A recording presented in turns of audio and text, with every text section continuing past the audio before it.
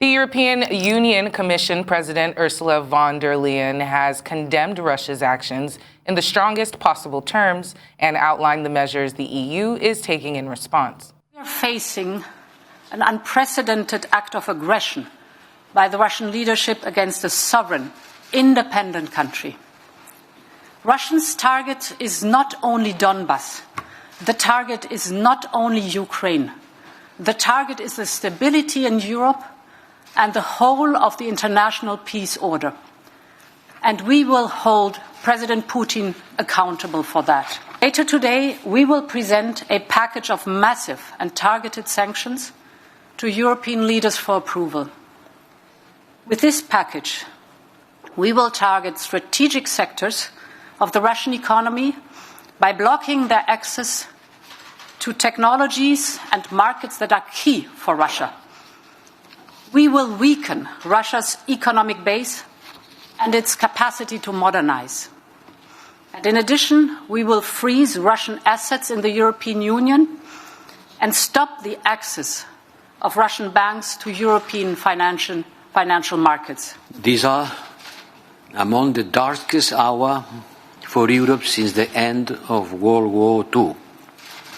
A major nuclear power has attacked a neighbor country and is threatening reprisals of any other states that may come to its rescue. This is not only the greatest violation of international law, it's a violation of the basic principles of human coexistence. It's costing many lives with unknown consequences ahead of us.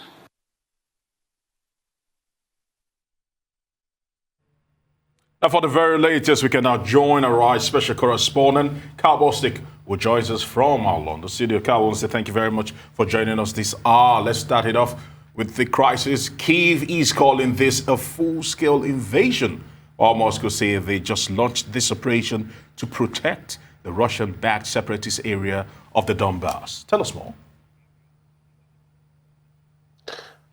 That's right. This has gone beyond just the narrative initially put out by Vladimir Putin in his address, saying that what was at stake was protecting Russian-speaking citizens who were requesting help. That's why you had the recognition of these separatist enclaves a few days ago, and by recognizing them in both Donetsk and Luhansk in the eastern part of Ukraine, by recognizing them, that then paved the way for them to formally request military assistance.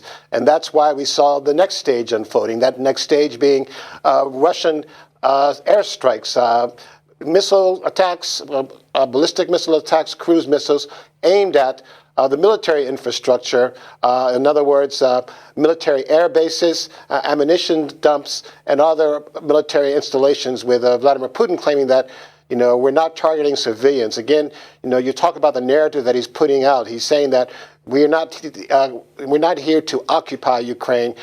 This is a specific military operation to demilitarize and to denazify Ukraine, and yet it has all the hallmarks of occupying Ukraine. For example, the first main target may be Kharkiv in the eastern part of Ukraine. That's the second biggest city of 1.4 million people. You've got the Ukraine president saying that all arms will be given out to those adults wishing to arm themselves, especially given the fact that you have about 400,000 military veterans who are retired.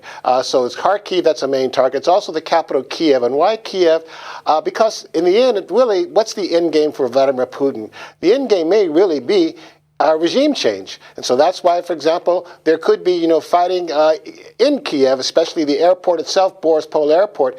That's shut down right now. And one reason why it's shut down, because what Russia wants to do, ostensibly, is to capture that airport so that they can then fly in heavy armored equipment into the capital itself, and then perhaps encircle, if not capture, the capital, Kiev itself. This could possibly force regime change, to force the collapse of the Ukrainian government, something unthinkable. No one would have, even conceived of even a week ago, so to speak. But obviously, the NATO Secretary General said in his remarks today, this was a deliberate, cold-blooded, and long-planned act by Vladimir Putin. It's as though diplomacy was never really on the table. At the same time, you have a potential humanitarian crisis unfolding as Ukrainians try to flee the country. The closest open border that's a safe one is Poland.